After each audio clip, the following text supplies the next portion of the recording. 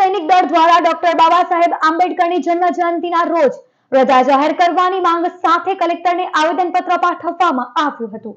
ભરૂચ જિલ્લા કલેક્ટર કચેરી ખાતે મહામહિમ રાષ્ટ્રપતિ દ્રૌપદી મુર્મુને સંબોધીને સ્વયં સૈનિક દળ દ્વારા એક આવેદનપત્ર પાઠવ્યું હતું, જેમાં જણાવ્યા અનુસાર 14મી એપ્રિલના રોજ ડોક્ટર બાબા સાહેબ આંબેડકરની જન્મ જયંતિ નિમિત્તે રજા જાહેર કરવાની માંગ કરવામાં આવી છે।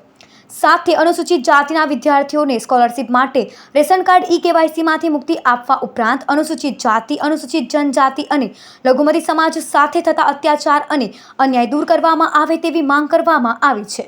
આજરોજ અમે લોકો સ્વયં સૈનિક દળના માધ્યમથી હું સેનજી પરમાર અમે આવેદનપત્ર આપવા માટે આવ્યા છીએ કે વિશ્વ વિભૂતિ મહામાનવ ડોક્ટર બાબા સાહેબ આંબેડકરને 14 એપ્રિલ એમના જન્મદિવસ નિમિત્તે જે રજા રદ કરી છે, તો એ વિષય ઉપર સરકારશ્રીનું ધ્યાન દોરે અને રજા આપવા માટે આવેદનપત્ર આપવા માટે આવ્યા છીએ।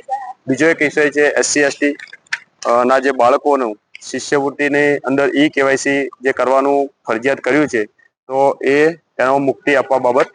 અને ત્રીજો એક વિષય છે કે અનુસૂચિત જાતિ, અનુસૂચિત જનજાતિ અને લઘુમતી સમાજ ઉપર જે વારંવાર જે અત્યાચાર થઈ રહ્યા છે એ બંધ કરાવવા બાબત આજ રોજ અમે કલેક્ટર સાહેબશ્રીને આવેદનપત્ર આપવા માટે આવ્યા છીએ।